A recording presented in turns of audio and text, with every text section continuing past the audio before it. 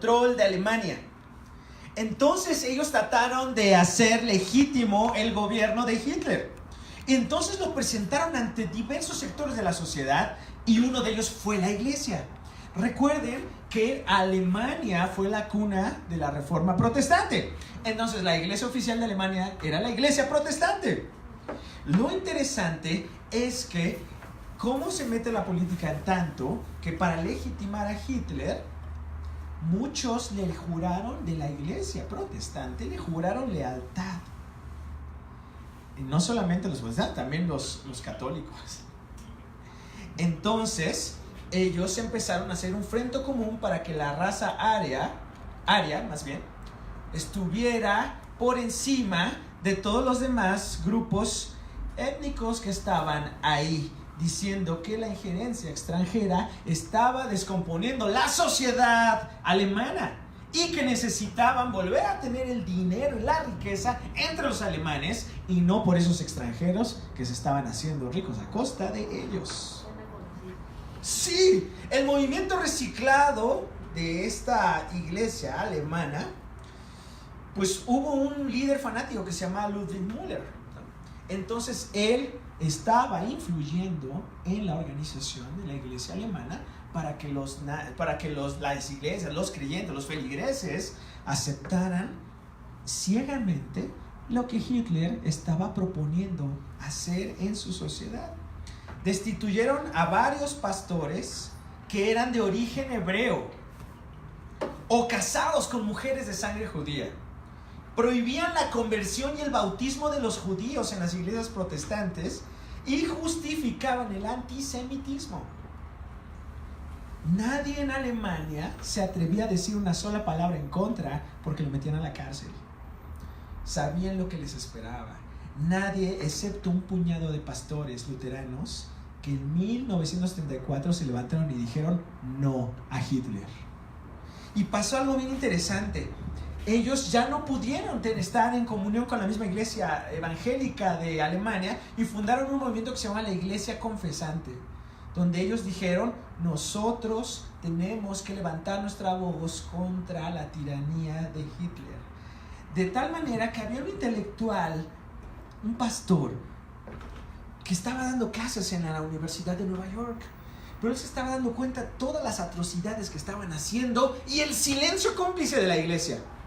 De repente este hombre dijo: yo no puedo quedarme aquí en Estados Unidos mientras mi pueblo está sufriendo. Así que se regresó a Alemania y se levantó junto con todos esos intelectuales y cristianos. Dijeron: la decisión está a las puertas, nacionalsocialista o cristiano. Él dijo: no solamente es decir estoy en contra de esto, sino tengo que detener esta locomotora que va matando a todos.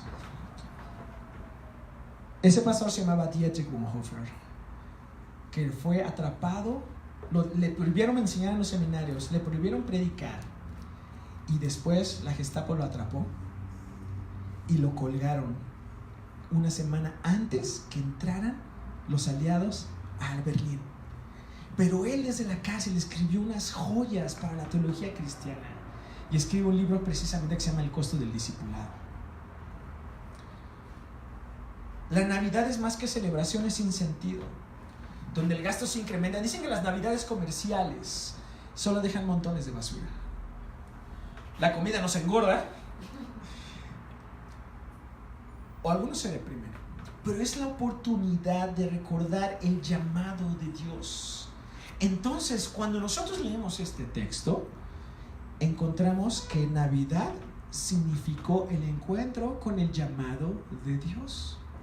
Y les introduje con esta historia porque Dietrich Bonhoeffer tuvo que responder a un llamado de Dios que no provino de una experiencia mística, porque no siempre Dios se revela de la misma forma a todos, Es bien diferente. A algunos les habló por una zarza, a algunos les habló en el templo, como a Isaías, a algunos les habló por otra circunstancia muy diferente. Algunos estaban trabajando y escuchaban la voz, otros estaban dormidos de niños con Samuel.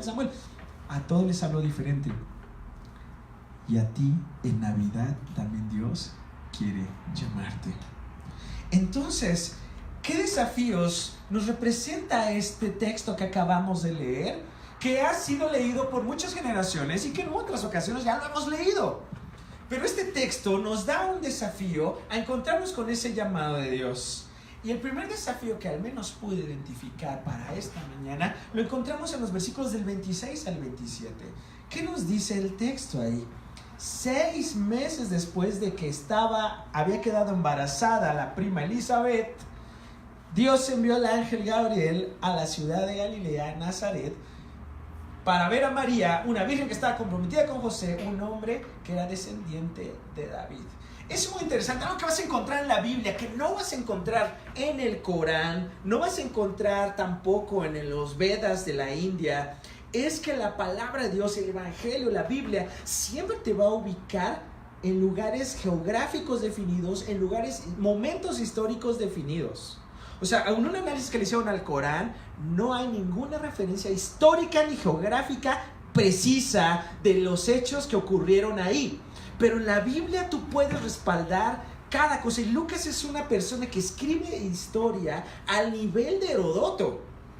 O sea, según personas que han analizado a Lucas, dicen que el nivel de detalle histórico que hace Lucas está al nivel de los historiadores griegos.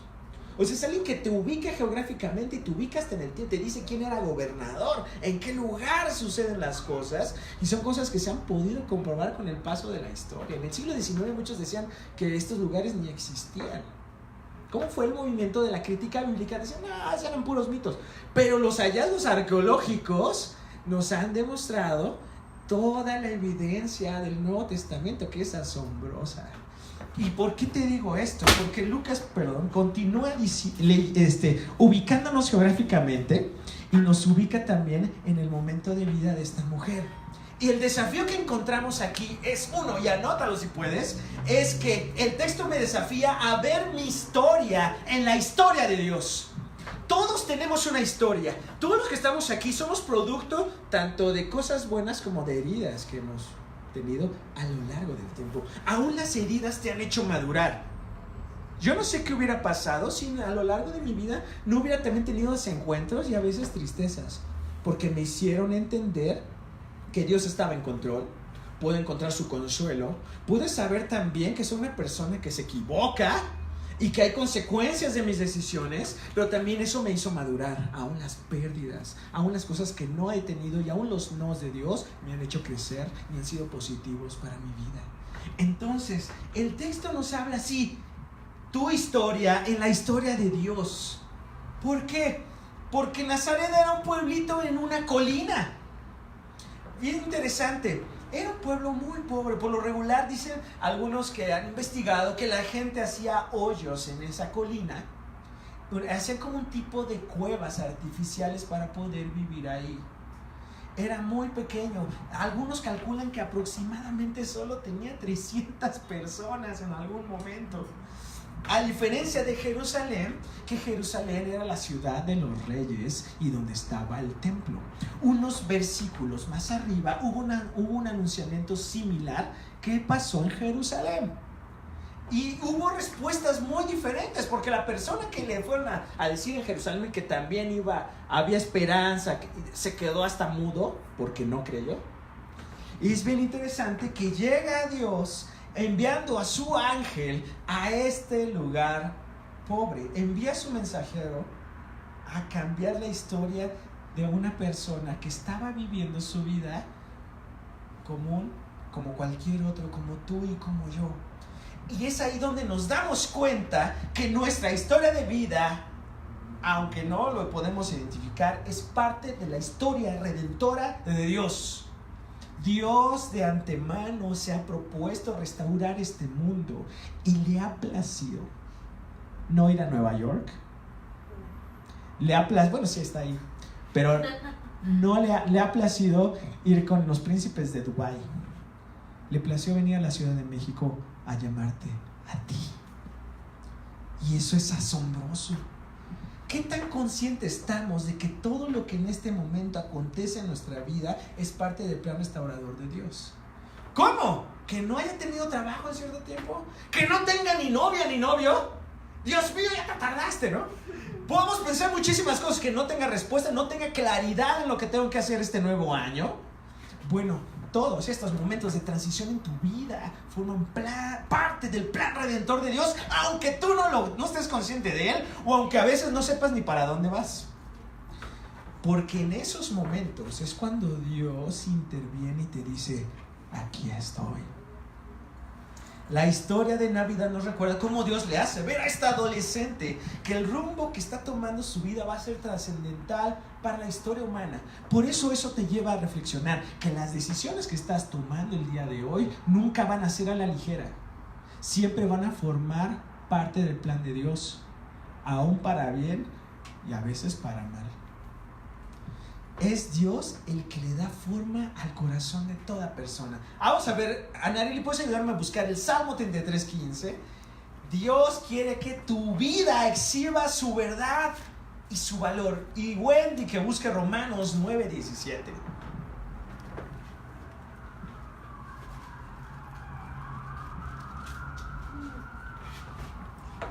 Algunas personas te dirán que desperdicias tu tiempo escuchando la palabra de Dios.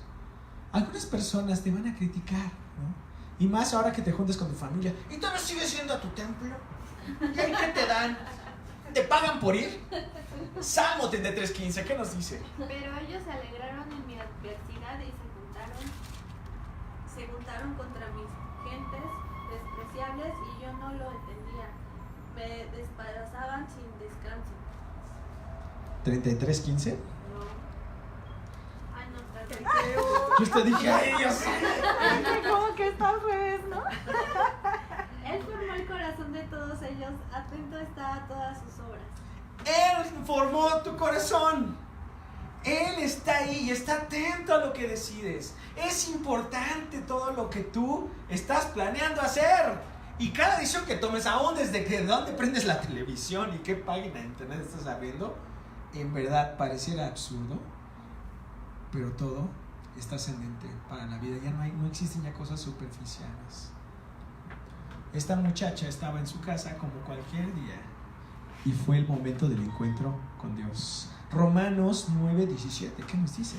Pues las escrituras cuentan que Dios le dijo al faraón: te he designado con el propósito específico de exhibir mi poder en ti y dar a conocer mi fama por toda la tierra. ¿What? El faraón era malo. No quería obedecer a Dios, no quería dejar al pueblo de Israel, pero dice que el corazón lo endureció Dios. ¿Para qué? Para que su gloria se manifestara. Porque entre más necedad había de él, hubo cosas milagrosas de Dios, donde él mostró que él era Dios por encima de todos los dioses. ¿Puedo decir Sí, algo? Perdón, adelante. Es que a mí me llama mucho la atención esa frase de que Dios endureció el corazón, y estuve buscando algunos comentarios de eso, y en uno me encontré algo muy interesante que decía, esa frase se refiere a que en todos nosotros hay una misericordia de Dios que de alguna forma te frena de hacer el mal. Entonces, en el faraón no es como que Dios le haya dicho vas a ser más malo, sino como que la misericordia de Dios se retiró de faraón, por lo tanto él se dejó en toda su maldad, digamos, ¿no? Y eso Dios lo usó. El Espíritu de Dios refrena la maldad del ser humano, O sea, no estamos... Imagínense que no estamos todos en nuestro potencial maligno completo. O sea, hay cosas que refrenan. Exacto. Es lo que en la teología le llaman la gracia común. O sea, Dios derrama de su gracia especial para los que son salvos, pero tiene una gracia común para todos. Como dice, que deja salir el sol de justos e injustos. Y es bien interesante. Entonces dice, todo lo he orquestado para mi gloria. Entonces, cuando vemos el texto de María, vemos aquí que en primer lugar, esto que iba a pasar iba a afectar a su familia. ¿Cómo fue que la familia de María fue a dar a tal pueblo? O sea, en el plan poderoso de Dios, orquestó que de alguna manera, aún las migraciones internas en los países se den. ¿Cómo llegaste aquí? Algunos de ustedes son de otros, de Monterrey, ¿no? De Morelos, de Yucatán, de Francia, ¿no? Eres de Francia, ¿no? De Sí, yo creo que ¿De dónde viene tu mami, Adelita? Veracruz. ¿De Veracruz? O sea, de repente, ¿cómo coinciden en la Ciudad de México? Aunque en los evangelios apócrifos usen la imaginación, porque hay evangelios que salieron después del siglo II, del siglo III, y hablan el evangelio de la Asunción de María, el evangelio de la infancia, ¿no? Hay mucha imaginación y narran toda una historia de cómo San Joaquín llegó para allá, porque así le llaman al papá de María. Siempre sabemos que el lugar estaba en la región con muchas revueltas sociales. O sea, los galileos, en el siglo I, años antes de que Jesús naciera, hubo un hombre llamado Judas Galileo, que hizo una revuelta en Israel y que hicieron unas crucifixiones a lo largo de las vías romanas tremendas. O sea, el lugar de los galileos era ya un lugar de mucho conflicto. Estaba en la mira, porque se habían levantado otros supuestos mesías. Entonces, esa región tenía hasta regimientos romanos ahí. Y en el Antiguo Testamento le llamaban Galilea de los Gentiles, porque decían que ellos no seguían verdaderamente la ley del Señor. Es muy interesante, los galileos se han visto como gente mugrosa. Si tú recuerdas, una ocasión dijeron que Jesús el Galileo, y dijeron por ahí, ¿a poco de allá sale algo bueno? Porque tenían considerado así como el Chimalhuacán, así, allá, mugrosa, o sea, como la gente, ¿no? O sea, no lo estoy diciendo en un sentido malo, pero la gente dice luego, ay, allá asaltan, ¿no? O está bien lejos, Tepito, ¿no? Bueno, así la gente consideraba, ya, ¿qué va a salir algo bueno de Galilea? De repente, en el plan de Dios, María vive allá, en Nazaret. Ya Jesús lo conocían como el Nazareno. Dios acomoda todo. ¿Cómo Dios usa hasta el lugar que tienes en tu familia para su gloria? La colonia donde vives, tu trasfondo y aún tus estudios. Piensa esto. ¿Me sigo viendo como una víctima del sistema? ¿O me veo como alguien en el plan soberano de Dios? Hay dos maneras de ver la vida. Tú puedes seguir pensando que siempre vas a ser una víctima, ¿no? ¿Por qué no tuve las oportunidades? Y siempre vas a estar así. Y aunque la realidad es terrible en este mundo caído, también está la perspectiva de Dios, que dice, yo estoy aquí con un propósito. Tal vez no tengo todas las riquezas, Jesús no las tuvo tampoco, pero eso no detuvo el plan de Dios en su vida y no debe detener el tuyo. María estaba ahí, en ese lugar, en ese preciso momento, se ubica con Dios, representado por su ángel. Y le dice, en ese pueblo, y el versículo 27 dice que para ver a María, una virgen que estaba comprometida con José. Ahora piensa, tu condición y aún tu estado civil. El compromiso en el mundo antiguo era una parte, el matrimonio tenía dos partes, ¿no? La gente pagaba un esponsal, ¿no? Era un compromiso de que se iban a casar, entonces pagaba una dote, ¿no? El hombre le pagaba al papá. Entonces tenían un acuerdo que le llamaban esponsales. Ya a veces hasta se iba a vivir a la casa del prometido, pero no tenían relaciones hasta que se efectuaba la boda. Pero ese compromiso ya estaba. Ahora es muy interesante que probablemente la edad en las que se casaban las doncellas eran desde los 11 y 12 años. No existía en el mundo antiguo la adolescencia. Por eso para nosotros ahora es muy, oh, Dios mío. Pero en la antigüedad, desde que tenía su primer menstruación ya se podía casar. Probablemente María pudo haber estado entre los 12, 13, 14 años. Imagínate que el ángel Gabriel se le aparece a Betsúa. Y Dios le dice, el encargo más importante de la humanidad se la voy a dar a un adolescente. Tú dirías, no. Hay gente que dice, no, para ser pastor todavía le faltan años, ¿no?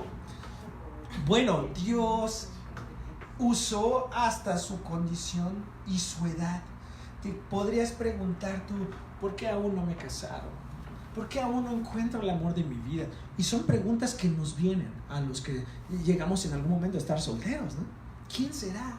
¿Por qué este cuate que está tan feo y tan pagano, ¿no? Ya anda con la líder de la alabanza, ¿no? Y dices, no, o las chavas dicen, bueno, esa chava anda con todos y se agarró al más consagrado, ¿no? No se lo merece. Bueno, en el plan de Dios no hay nada que se le vaya. aunque parezca una tardanza, aunque parezca que no tiene sentido. Tenía que ser una joven virgen, y en el momento indicado Dios le acontece. La pregunta aquí es, ¿cómo te está aconteciendo Dios en la situación que tienes, aún sentimental?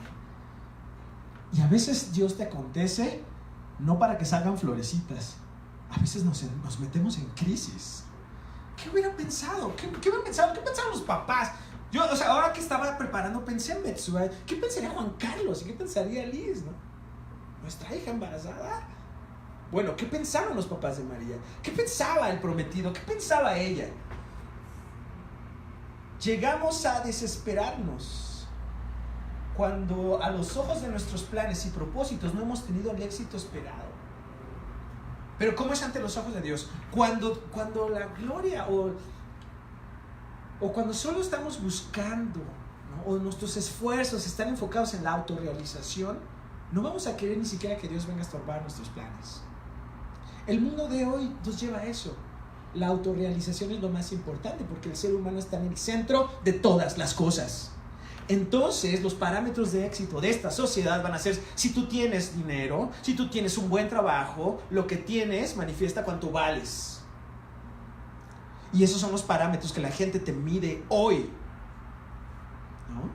¿no? Si vas de novio te va a decir, ¿y cuánto ganas? ¿Cómo vas a mantener a mi hija? ¡Ah! Bueno, sí es importante esforzarnos, pero la gente piensa que tú vales por lo que tienes. Y no es cierto. El valor es intrínseco de la persona. Vales porque tienes la imagen de Dios en ti y eres valioso. Pero cuando pensamos que entonces yo estoy en el centro de todo y mi autorrealización es lo más importante, cuando viene Dios e incursiona en mi vida, yo no quiero que estorbe mis planes. ¿Qué pasa cuando a veces la gente abandona las iglesias por una relación? ¿No? Tienen una fe como la de Chayanne. ¿Nunca has escuchado la canción de Chayanne? Dice, daría todo porque te quedaras. Mi credo, mi pasado y mi religión, ¿no? O sea, puede llegar a alguien más importante que me va a causar más satisfacción que Dios, entonces lo dejo. ¿Por qué? Porque mi autorrealización y mi felicidad es el centro del universo. Entonces todos deben hacerme feliz. Yo no quiero que Dios venga a estorbar mis planes diciéndome que voy a tener un bebé a los 14 años y sin casarme, ¿no? Está terrible ante esa mirada, pero ante la perspectiva de Dios era algo glorioso que a veces no podemos entender. Dios le confió a su hijo a una adolescente. ¿Alguna vez te han encomendado una actividad en la cual piensas que se sale de tus fuerzas poder hacerlo? Una responsabilidad.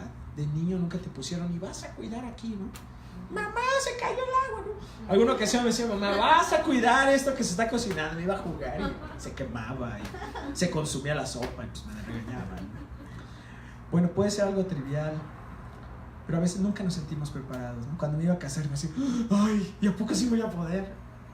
¿No? Y cuando, no sé, cuando alguna vez tú llevaba un caso y tienes que ir a los juzgados, tienes que ir a la audiencia, ay, ¿a poco voy a poder? ¿Y a poco voy a poder predicar? ¿Y a poco voy a poder ser pastor? Es difícil. María, pues no la tenía tan fácil, por eso pregunta, ¿y cómo va a ser esto? Pero pasa algo fantástico, que dependiendo de la respuesta que ella dio, el mundo cambió. ¿Qué respuesta estás dando tú a lo que Dios anhela que hagas? A veces sigues dando vueltas a las decisiones y le estás haciendo caso omiso a lo que Dios ya te ha llamado a hacer. Pone necesidades alrededor tuyo y te haces como el que no ves, ¿no? Pone circunstancias que por tus características, por tu trasfondo, por tu edad, solamente tú podrías llevar a cabo, pero estás esperando que alguien más venga a hacerlo. A María le tocó y se le apareció el ángel del Señor y le dijo, va a pasar esto.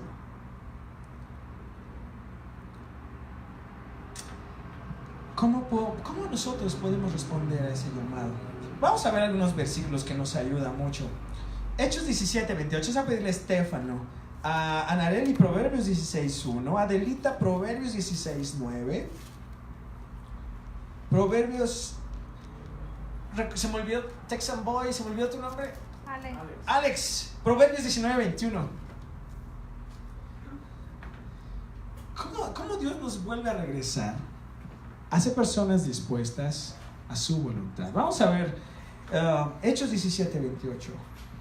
En él vivimos, nos movemos y existimos, como dicen sus poetas, porque somos sus descendientes. Cuando Pablo le estaba dando esa respuesta a las personas cuando les presentaba al Dios no conocido, les dice: en él nos movemos, en él existimos. Así que el propósito de tu vida no solamente es llegar a ser feliz, es encontrar nuestro deleite en la gloria de Dios. En él vivimos, en él existimos. Entonces eso cambia las perspectivas de cuando Dios se acerca y me llama. Cuando Dios se acerca y me llama. Proverbios 16:1, ¿qué nos dice? Del hombre son las disposiciones del corazón, mas de Jehová es la respuesta de la lengua. ¡Auch! No, a veces tienes ganas de hacer otras cosas, pero no dices: no me puedo resistir al llamado de Dios. Va a terminar por vencerme. Va a terminar por vencerme. Vamos a ver Proverbios 16:9. Uno puede planear su vida, pero el Señor decide lo que a uno le va a suceder. ¡Wow! Ella estaba planeando casarse, pero de repente el Señor dijo: esto va a suceder. Vas a terminar un año. ¿Qué cosas hizo Dios en este año para ti?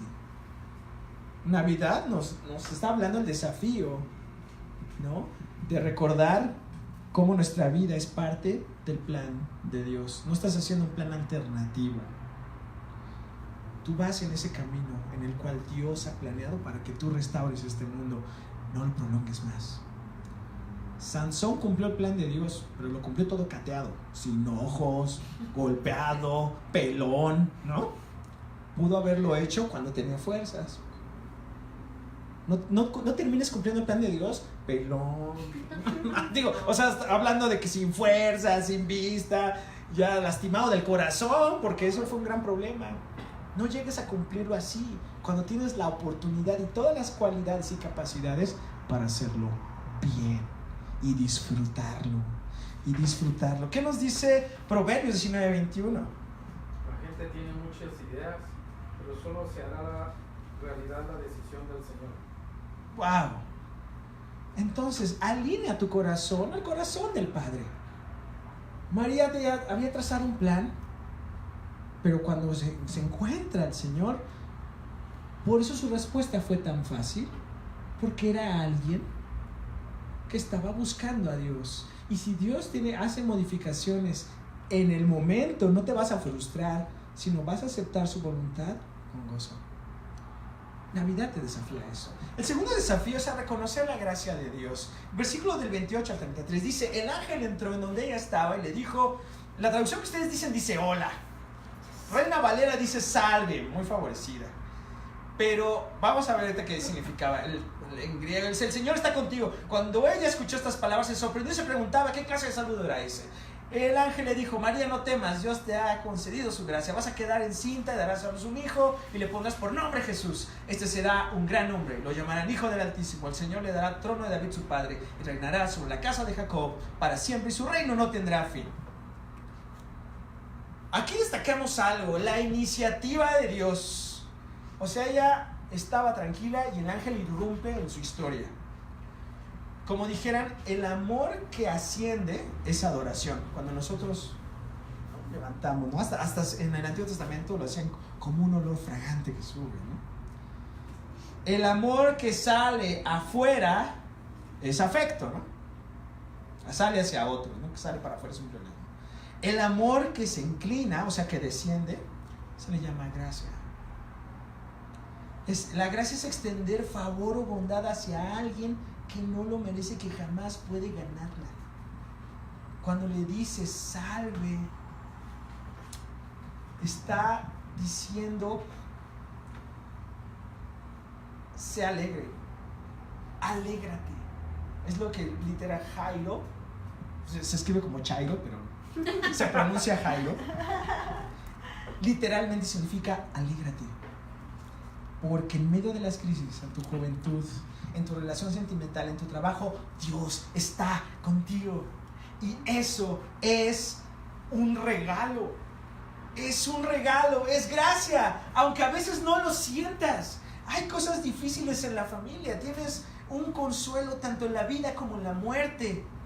Hay gente que no tiene ninguno. Hay gente que no tiene ninguno o no siente ninguno. Pero la primera cosa que le dices es alégrate. Entonces, la alegría por lo que Dios ha hecho, o sea, la alegría viene en respuesta a lo que Dios ha hecho. Y la segunda cosa que le dice es muy favorecida. Te sacaste la lotería. Ah, caray, ¿por qué? ¿Cómo, no? Le está diciendo, porque el Señor es contigo. Y luego le vuelve a decir, no temas. Hay quienes piden ser madre y no les es concedido. ¿Ustedes recuerdan alguna mujer que quería ser madre y se tardó? La respuesta de Dios. Es un caso muy común en el Antiguo Testamento. Elizabeth, su prima. ¿Quién más? Ana, Sara, la mamá de Sansón. Rebeca, Raquel. Exactamente, ¿no? Aquí ella no lo pidió y de repente le llegó.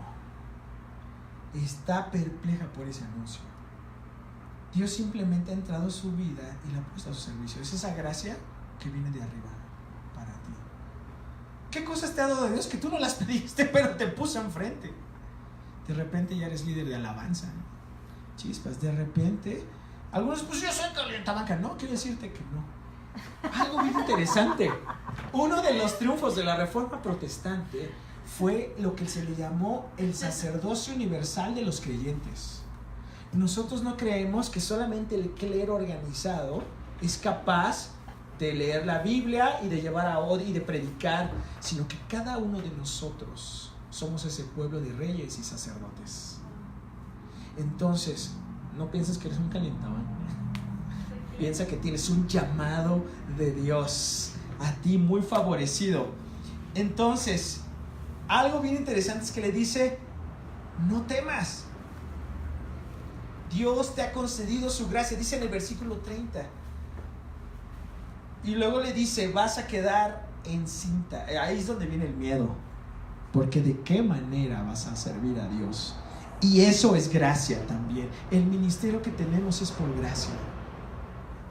La vida que tenemos es por gracia. O sea, no lo ganamos. Ah, tú eres pastor porque una persona una vez me puso, ¿no? Es que tú y tu esposa son porque son hijos de pastores. La han tenido más fácil. Yo, ¿en verdad piensas que esa es la razón? Te falta mucho por conocer.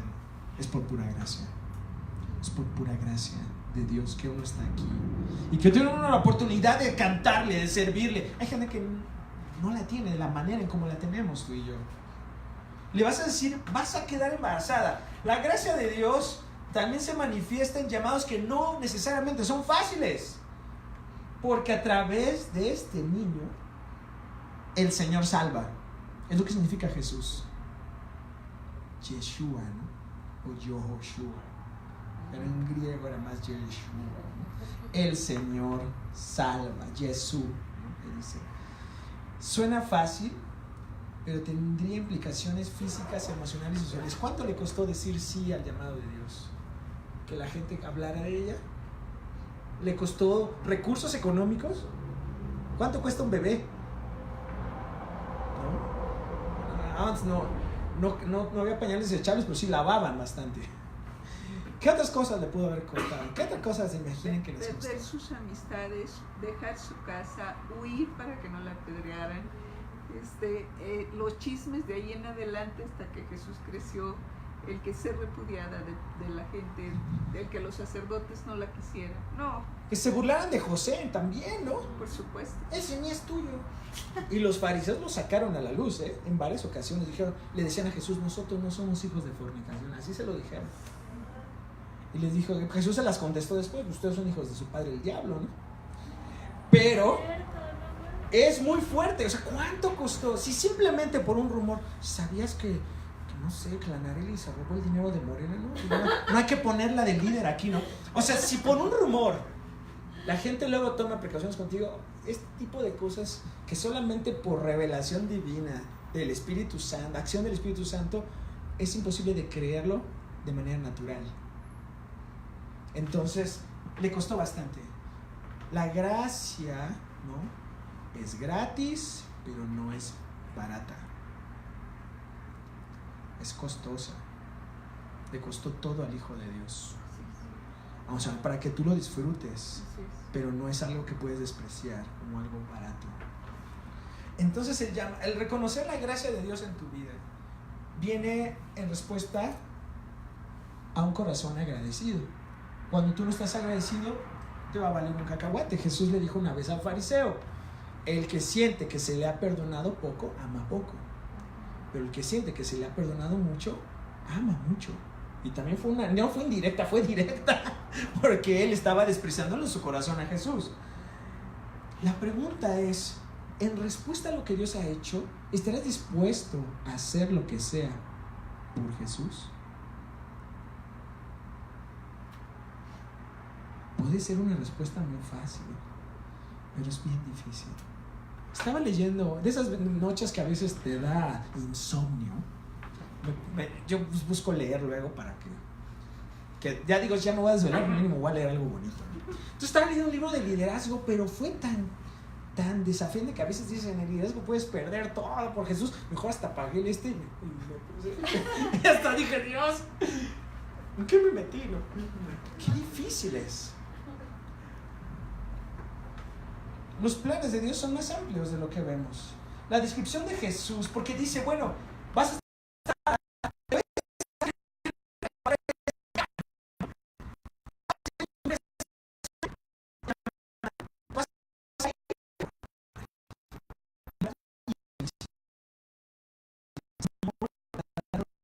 Padre, pero va a ser algo que David no pudo hacer.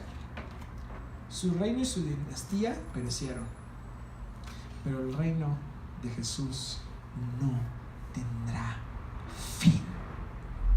Es bien interesante cómo intervinieron la mamá, por ejemplo, de Salomón para que su hijo quedara como rey.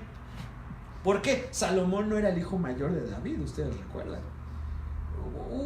El que era heredero al trono fue el que abusó de su media hermana. Y luego habían otros hijos por ahí que armaron su revuelta y un desastre.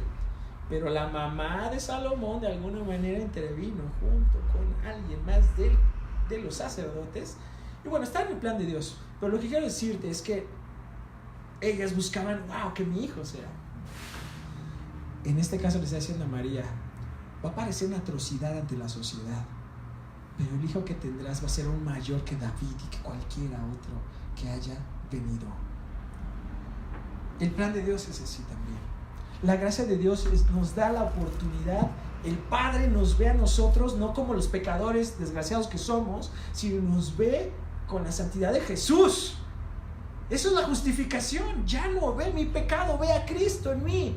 Y eso es increíble, me da seguridad, me da consuelo, me da esperanza. Que ya no soy esclavo del pecado, de las culpas, sino que he sido perdonado incondicionalmente. He sido amado, pero también, como dijera Spider-Man, un gran poder requiere una gran responsabilidad. Tengo que reconocer la gracia de Dios. ¿Y cómo? Obedeciendo. Y ese es el lado del cristianismo que a la gente no le gusta. Nos gusta que nos digan que todo está bien, que vamos a ser campeones y vencedores. Pero cuando nos llaman a negarnos a nosotros mismos y a tomar la cruz, es cuando dices, ay, mejor me cambio de iglesia. Reconoce la gracia de Dios obedeciendo. Navidad te llama a eso, a reconocer que tu vida forma parte del plan de Dios. 2, a reconocer el amor inmerecido de Dios al llamarte y ponerte, como dijera San Pablo, ponerte por fiel en el ministerio. Y Navidad